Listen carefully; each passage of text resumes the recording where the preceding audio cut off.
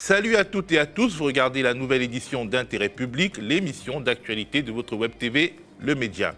Une émission qui sera divisée en deux parties, diffusée indépendamment, l'une à la suite de l'autre. La première consacrée à l'invité du jour que vous êtes en train de regarder et la seconde à la chronique de Noam Anouar qui sera mise en ligne ce vendredi 19 février 2021 à 21h30. À la une aujourd'hui, le peuple peut-il vaincre la finance sur son propre terrain? C'est cette question qui était en toile de fond lors d'un feuilleton médiatique qui a secoué les États-Unis il y a quelques semaines, mais sur lequel nous voulions nous attarder tout de même. Il s'agit de l'affaire GameStop. GameStop, c'est un réseau de boutiques de jeux vidéo basé aux États-Unis, mais présent en France à travers la marque Micromania, un réseau en perte de vitesse que des fonds d'investissement étaient sur le point de tuer quand une armée de citoyens ordinaires s'est invitée à Wall Street pour changer la donne. C'est une fable contemporaine avec tous les ingrédients qui soulèvent les passions, le pot de terre contre le pot de fer, David contre Goliath, le slogan « Ils ont des milliards, nous sommes des millions ». Bref, on parle de cette histoire et de sa morale avec l'ancien trader Gilles Mito, qui est aujourd'hui un youtubeur spécialisé dans la vulgarisation économique et financière. En deuxième partie, je serai avec Noam Anouar, ancien policier et lanceur d'alerte. Dans le cadre de sa chronique désormais hebdomadaire sur le Média TV, nous parlerons de trappe, du feuilleton qui a opposé d'un côté Didier Lemaire, un prof de philo se posant en croisée d'une laïcité intransigeante et se disant menacé de mort pour avoir dénoncé l'emprise islamiste sur la ville où il enseignait. Et de l'autre côté, le maire de la ville, Ali Rabé, dénonçant la diabolisation de sa commune et finalement lui aussi menacé de mort. En arrière-plan, le fameux projet de loi sur le séparatisme, l'ombre portée de l'exécutif Macron et en particulier de Marlène Schiappa. Si vous nous regardez juste après la mise en ligne de cette vidéo, revenez ce vendredi à 21h30 pour la chronique de Noam Anouar. Et si vous regardez plus tard, cette chronique sera disponible en écran de fin au terme de cette vidéo. C'est parti! Est-il moral, en pleine crise sanitaire et économique, de parier millions de dollars en main sur la faillite d'une entreprise ou d'un secteur qui emploie des centaines de personnes? Les acteurs boursiers, les fonds d'investissement peuvent-ils jouer au Monopoly comme si de rien n'était avec la vie d'un grand nombre de personnes ne vivant que de leur travail? La question s'était posée de manière tragique avec la crise des subprimes en 2008 et avait été brillamment résumée par un extrait du film The Big Short. Stop. Arrêtez ça. Charlie. Stop, j'ai dit. Stop. Savez-vous ce que vous venez de faire? C'est bon, on vient de passer le deal de toute une vie. On peut bien commander champagne. Vous venez de parier contre l'économie américaine. Ce qui implique que si nous, on gagne, des millions de gens vont perdre leur maison, vont perdre leur emploi, vont perdre les économies d'une vie, perdre leur retraite. Vous savez pourquoi je hais les banques? Elles réduisent des hommes à des chiffres. Exemple, un point de chômage en plus, c'est 40 000 morts supplémentaires. Vous le saviez? Les financiers hilars et irresponsables que vous venez de voir sont des spécialistes du short selling, tout comme ceux qui ont, durant le mois de janvier dernier, lancé un raid à Wall Street contre l'entreprise spécialisée dans le jeu vidéo GameStop. Sauf qu'ils ont fait face à une coalition bien décidée à leur faire perdre de l'argent pour la beauté du geste. J'en parle avec Gilles Mito qui anime la chaîne YouTube Eureka, spécialisée dans la vulgarisation financière. Bonjour Gilles Mito, tu es un bon connaisseur du monde de la finance de marché. Tu as une chaîne YouTube de vulgarisation économique et financière qui s'appelle Eureka. Et avec toi, je voudrais qu'on fasse un point sur l'affaire GameStop dont le média n'a pas encore parlé. Elle date de quelques semaines, mais je voudrais qu'on y revienne pour en tirer toutes les leçons. Alors GameStop, c'est le nom d'une entreprise spécialisée dans la vente de jeux vidéo, une entreprise qui est en perte de vitesse aujourd'hui. Elle a été attaquée par des hedge funds aux États-Unis, des hedge funds, des fonds d'investissement qui en gros pariaient sur sa faillite. Mais rien ne s'est passé comme prévu. Alors tu vas nous raconter, on va progressivement évoquer le sujet. Déjà, qu'est-ce que GameStop? C'est quoi GameStop? Alors, GameStop, comme tu l'as mentionné, c'est une entreprise qui fait de la vente de jeux vidéo en physique. Donc, ils possèdent le réseau Micromania en France, mais ils ont je crois que c'est autour de 5000 boutiques de jeux vidéo dans le monde, dont la grande majorité sont aux États-Unis. Et donc, ils font de la vente de jeux vidéo en physique. Alors, forcément, ils sont en difficulté depuis un moment, depuis 2017 à peu près. Les résultats sont assez mauvais de cette entreprise. Ils sont négatifs depuis 2018. Ça fait 3 ans là, qu'ils ont des pertes de plusieurs centaines de millions de dollars par an. Clairement, le confinement et le coronavirus n'aident pas. Et donc, du coup, ça fait plusieurs mois, voire années, qu'il y a des fonds d'investissement à Wall Street qui ont parié sur le fait que cette entreprise allait finir par faire faillite. Et du coup, comment en fait comment un fonds d'investissement gagne de l'argent en détruisant la valeur d'une entreprise? Parce que en général, on a l'impression que c'est à la hausse que les spéculateurs spéculent. Là, on comprend, tu achètes quelque chose, une action à 5 dollars, elle coûte 10 dollars, tu as gagné 5 dollars. Ou alors, et puis quand tu t'en débarrasses, peut-être avant qu'elle reperde, tu as gagné de l'argent. Mais comment tu fais pour gagner de l'argent en pariant sur la destruction d'une entreprise? Alors la logique, ça s'appelle du short selling, mais en réalité, il n'y a pas que cette stratégie-là, hein. On peut parier dans tous les sens en bourse, à la hausse comme à la baisse. Alors une des méthodes pour parier à la baisse, donc le short selling, là, dont on a beaucoup parlé avec cette affaire GameStop, ça consiste à aller voir des actionnaires de l'entreprise, à emprunter des actions. Donc j'emprunte des actions qui ne sont pas à moi, je les vends. Donc je les vends 20 dollars sur les marchés financiers. Et puis j'attends un petit peu que ça baisse, je les rachète à 15 dollars. Donc j'empoche la différence, j'ai gagné 5. Et puis je vais les rendre aux actionnaires à qui je les avais empruntés. Les actionnaires vont me demander une petite commission, peut-être 50 centimes. Donc je donne 50 centimes sur mes 5 dollars que j'ai gagnés. Et voilà, 4,50 $ pour moi. Bon, peut-être que je suis idiot, je n'ai pas compris le système dès la première fois. Et puis, quand j'ai compris, je me suis demandé, mais à quoi peut bien servir ce type de procédé financier qui semble purement spéculatif et dont l'utilité économique est clairement douteuse? Alors, l'utilité économique des marchés financiers, c'est un truc qui se débat, mais je ne pense pas qu'on puisse pointer du doigt particulièrement le short selling par rapport à n'importe quoi d'autre. L'idée derrière les marchés financiers, c'est on veut essayer de trouver la valeur des choses, des entreprises. Et pour faire ça, comme on ne sait pas combien ça vaut une entreprise, parce que la valorisation d'une entreprise, elle dépend en fait de ce qu'elle sera capable de faire dans l'avenir. Or, personne n'a de boule de cristal, donc on n'en sait rien. Et donc, on a trouvé comme méthode, on se dit, tiens, comme on ne sait pas ce que c'est que l'avenir, personne n'en sait rien, eh ben, on va demander au plus grand nombre possible. Donc, on demande à Wall Street, c'est plein d'investisseurs, ce qu'ils en pensent. Qu'est-ce que vous pensez de telle entreprise? Et Wall Street décide d'acheter ou de vendre en fonction de ce qu'ils en pensent. Donc, pour pouvoir, la logique derrière le short selling, c'est que pour que chacun puisse exprimer son opinion, il faut que chacun puisse appuyer soit pousser pour faire monter ou appuyer pour faire descendre, en fonction de ce que chacun pense de l'entreprise. Donc, il faut que ce soit aussi facile d'acheter pour faire monter que de vendre pour faire baisser. Comme ça, toutes les opinions s'expriment. C'est ça la logique derrière le short selling, c'est de permettre à toutes les opinions de s'exprimer. Alors, par contre, le problème de ça, c'est que, évidemment, alors numéro 1, c'est uniquement ceux qui ont de l'argent qui s'expriment, parce que c'est pas une voix, c'est pas une personne, une voix comme dans la démocratie. Hein. C'est si moi j'ai 1 dollar, je peux faire pression qu'avec 1 dollar, alors que si toi tu as 1 million de dollars, tu peux faire beaucoup plus pression que moi dans un sens ou dans l'autre. Donc c'est les riches qui votent, hein, en quelque sorte, en tout cas ceux qui contrôlent la monnaie.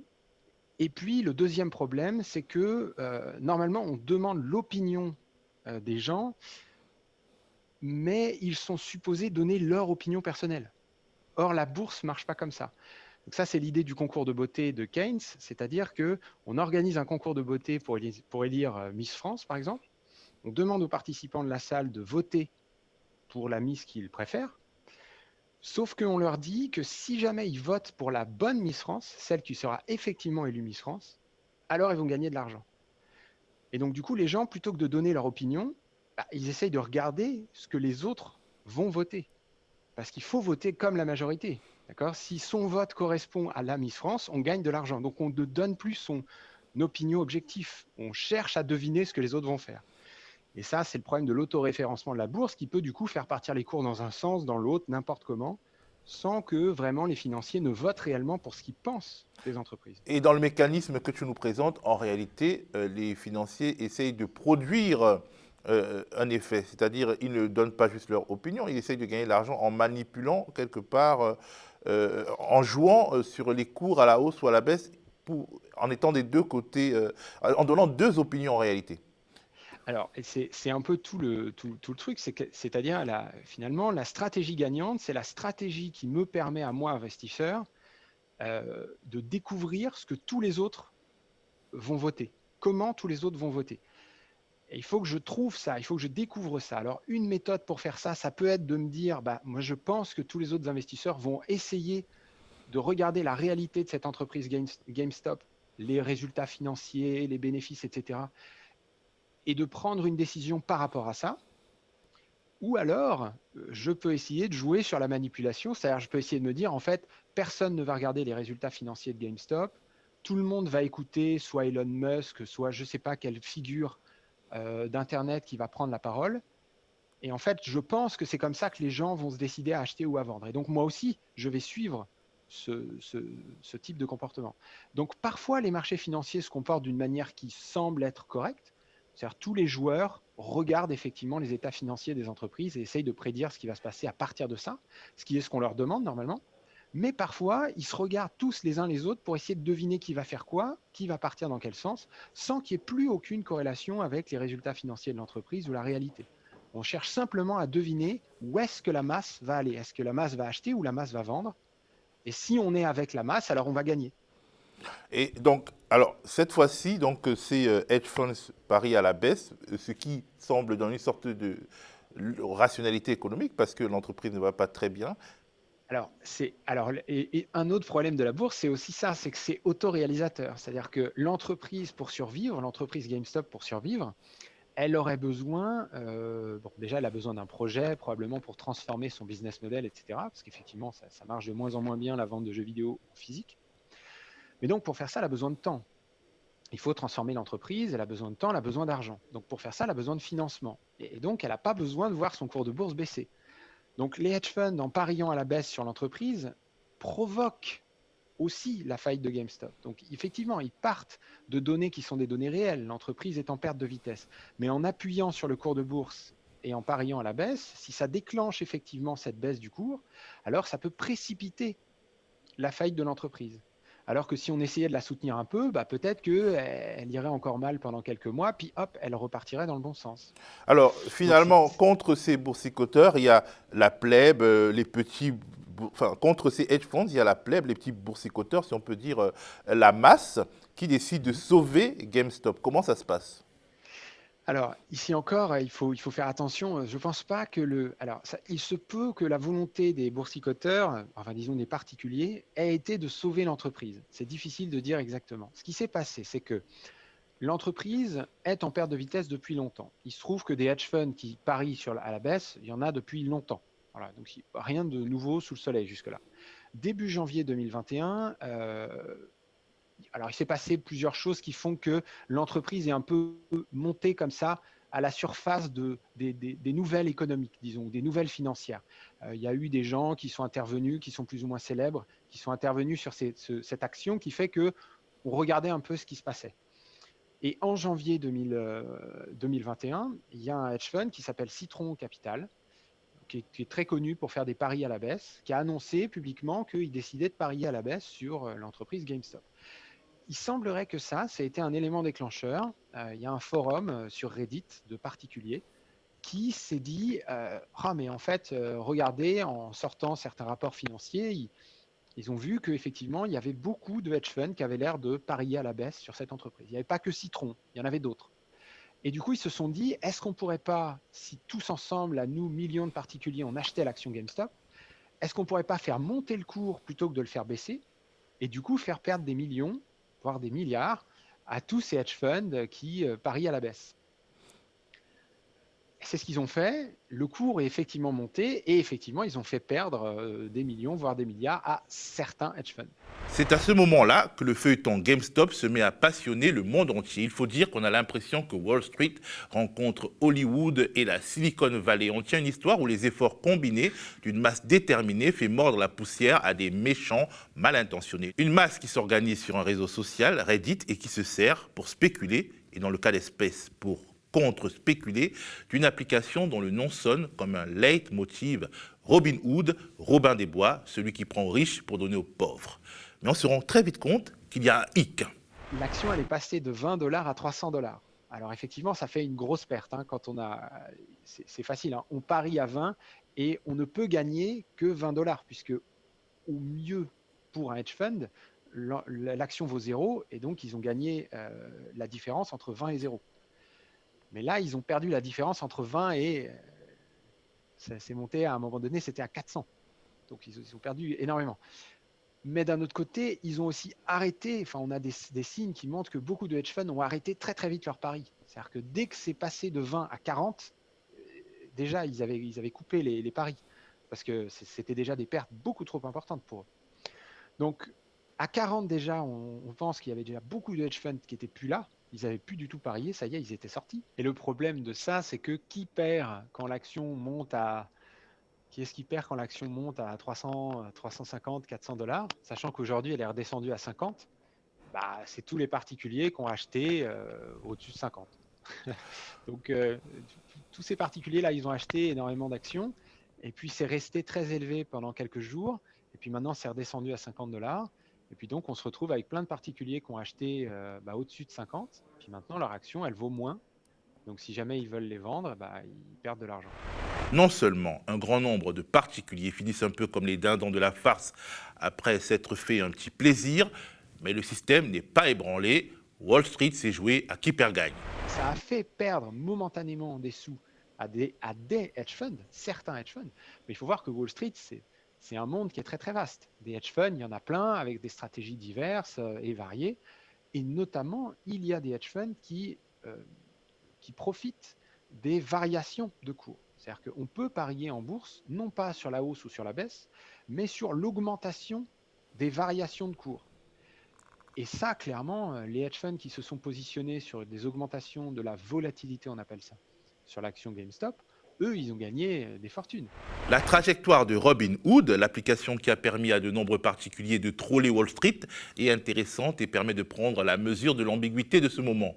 Robinhood, qui s'est positionné de manière habile comme le ticket d'entrée du peuple sur les marchés, a connu une explosion avec la crise du coronavirus. Un certain nombre d'Américains, des classes intermédiaires, restaient chez eux, ne pouvaient plus dépenser et faisaient des économies forcées. L'argent qu'ils ne pouvaient plus dépenser en café, en voyage ou en paris sportifs, ils l'ont utilisé pour jouer en bourse. C'est cette catégorie de boursicoteurs amateurs qui a voulu se faire Wall Street. Mais très vite, Robinhood a été sous le feu des critiques. Déjà parce que l'application a suspendu les transactions à un moment où les hedge funds perdaient beaucoup d'argent. Mais aussi parce qu'elle est loin d'être transparente. J'ai demandé à Gilles Miteau de nous parler de cette fameuse application. Qu'est-ce que c'est que la bourse, particulièrement la bourse où on s'échange des actions?